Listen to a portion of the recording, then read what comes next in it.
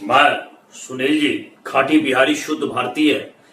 आप तमाम छात्रगण जो कि किसी भी प्रतियोगी परीक्षा की तैयारी के लिए या आम भारत के आम जन के लिए भी, चूंकि इजराइल और फिलिस्तीन के बीच विवाद क्या है, इस पर सब लोग अभिरुचिपूर्ण जानकारी रखना चाहते हैं, लेकिन किसी कारणवश उनको जानकारी नहीं हो पाती है। इसलिए मैं इसको बड़े ही सरल और सपाट भाषा में समझा देना चाह रहा हूं ताकि आपको ये समझने में मदद मिले।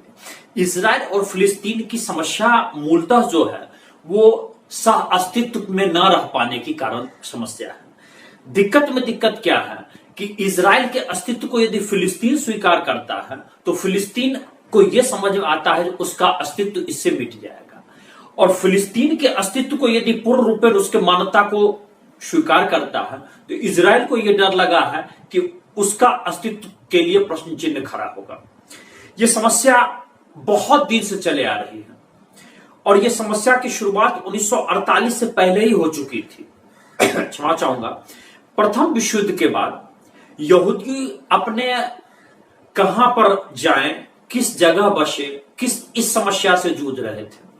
और उस स्थिति में आपको याद है कि द्वितीय विश्व युद्ध में हिटलर ने यहूदियों का कत्लेआम किया, नरसंहार किया। अंत में यहूदी का प्रश्न चिन्ह लग गया कि आखिर वो जाए तो जाए कहां। तो यहूदी अपने मूल स्थान की ओर लौटे। तो यहूदी का मूल स्थान की ओर लौटे तो यही मूलतः इजराइल का क्षेत्र है जहां पर है। समस्या यहां था कि फिलिस्तीन पहले ही से यहां रह रहे थे। फिलिस्तीन मध्य पूर्व से आने वाले अलग अलग कह सकते हैं कि जनजाति लड़ाकू समुदाय थे जो कि बाद में शिक्षित भी हुए, ये यहां रहते थे। तो समस्या जो आपका नक्शे के आधार पर समझिएगा तो समझ में आएगा। समस्या इन जगहों पर है। एक गाजा पट्टी में है, दूसरा समस्या है एक तो गाजा पट्टी में है, यहां देखिए, दूसरा है ये समस्या यहां है, और तीसरा यहां समस्या है। तीन जगह समस्या है। अब इसका जरा इजराइल का नक्शा को आप समझ लीजिए। इधर मिस्र है, इधर जॉर्डन है, इधर सीरिया है, इधर लेबनान है, और इस साइड समुद्र। अब ये इस रूप में इसकी आकृति की इजराइल की चारों तरफ से मुस्लिम देश से घिरा हुआ है।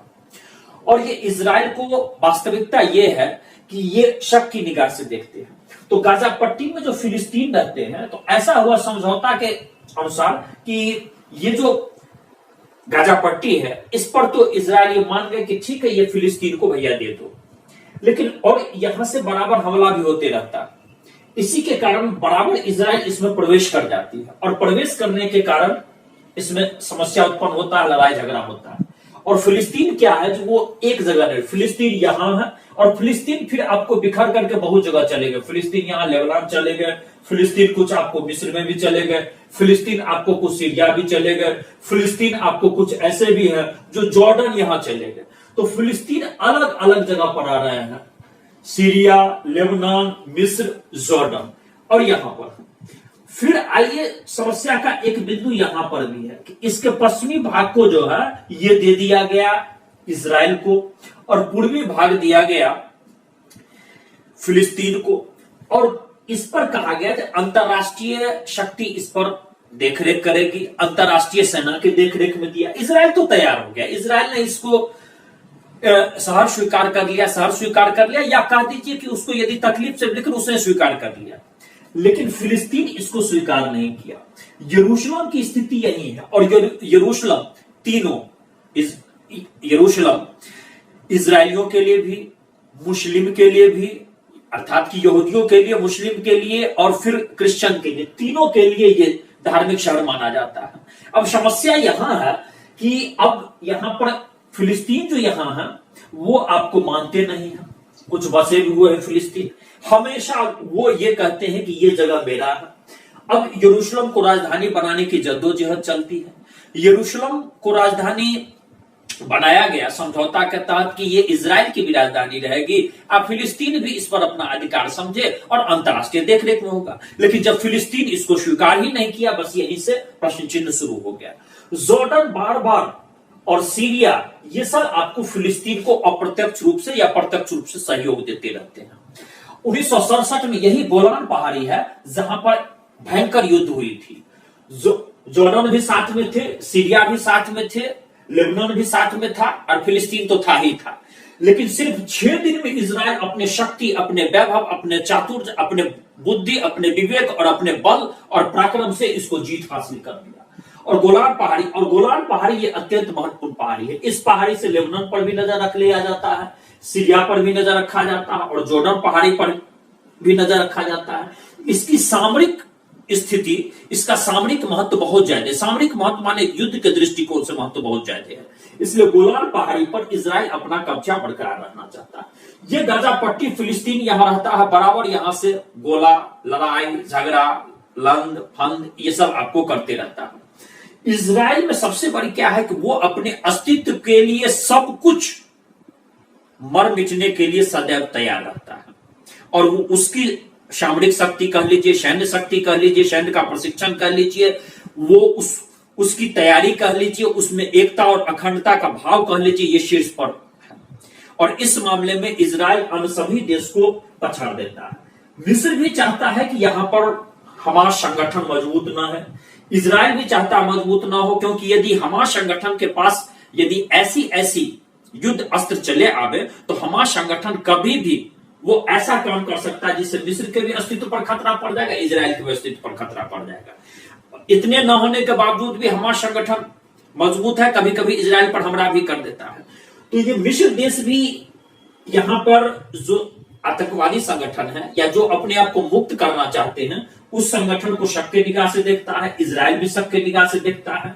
और यहां पर भी ये परेशानी है। बीच में ये जो देख रहे हैं ये समुद्र का भाग है, समुद्र का भाग है। इन सब कारणों से बहुत ज्यादा यहां पर युद्ध बराबर होते रहता है, निरंतर होते रहता है, बीच बीच में होते रहता है। और इसके कारण यह मध्य पूर्व अशांत हो जाता है। पश्चिम देश की भी इसमें महत्वपूर्ण भूमिका है। अमेरिका इजराइल का मित्र है, अमेरिका इजराइल का समर्थन भी करता है, लेकिन यहां पर पश्चिम देश भी चाहती है कि यह मामला पूर्ण रूप में न सुलझे, क्योंकि उसके पीछे राजनीति है। राजनीति यह है कि यदि मध्य पूर्व डिस्टर्ब रहेगा, मध्य पूर्व यदि हलचल में रहेगा, तो उस स्थिति में सीरिया हो, जॉर्डन हो, मिस्र हो, लेबनान हो और जो 54 देश हैं इस्लाम देश में, उसमें अधिकांश देश तेल का उत्पादन करते हैं। और जब यदि युद्ध की स्थिति आवेगी तो युद्ध के समय में हथियार बिकता है। हथियार का जितने भी प्रोड्यूसर देश है उनका हथियार तेजी से सप्लाई होता है, डिमांड में चला आता है और अच्छे दामों में बिकता है। और मध्य पूर्व को इस चीज को पूरा करने के लिए अब सऊदी अरब है, संयुक्त अरब अमीरात है, ईरान है, इराक है, इसमें कई देश ऐसे हैं जो न चाहते हुए भी इस युद्ध में प्रत्यक्ष और अप्रत्यक्ष रूप से शामिल हो जाते हैं। और ये सब देश तेल का उत्पादन करते हैं, कच्चा तेल का उत्पादन ज्यादा कर लेते तो उसका अंतरराष्ट्रीय दाम घट जाता है और जिस पर पश्चिम देश और यूरोपीय देश उसको खरीद करके और अपने अपने विकास में लगे रहते थे। ये भी एक महत्वपूर्ण है। कूटनीति के तहत भी वो इसको शांत न देखना चाहते हैं। वे प्रत्यक्ष और अप्रत्यक्ष रूप से इजराइल को मजबूत देखना चाहते हैं और इजराइल का अप्रत्यक्ष रूप से पीठ ठोकते रहते हैं। तो मूलतः समस्या के जड़ में आप ये जाने कि ये गाजा पट्टी है और ये वेस्ट बैंक जिसको कहते हैं ये है और ये गोलान पहाड़ी। तो गोलान पहाड़ी तो हमने ये वेस्ट बैंक और ये गाजा पट्टी, इन्हीं को लेकर के। और इस बार जो फूटा वो था अल अक्सा मस्जिद, जो कि इस्लाम धर्म का तीसरा सबसे महत्वपूर्ण मस्जिद है। और रमजान के आखिरी शुक्रवार को जो नमाज अदा की जा रही थी उसी समय ये विभेद फूट पड़ा और गोलीबारी की घटनाक्रम हो पड़ी और मध्य पूर्व पूरा हलचल में आ गया, व्यवधान में चला आया, लड़ाई छिड़ गई। और आज देखिए कि आज लड़ाई ये चल रहा है और सारा विश्व अब धीरे धीरे इस लड़ाई से बेचैनी महसूस कर रहा है। मैं सुनील जी खाटी बिहारी यहीं पर आपको सरल भाषा में समझाने की कोशिश किया है और यहीं पर आपसे विदा ले रहा हूं। फिर मैं अगले वीडियो में मिलूंगा। जय बिहार, जय भारत।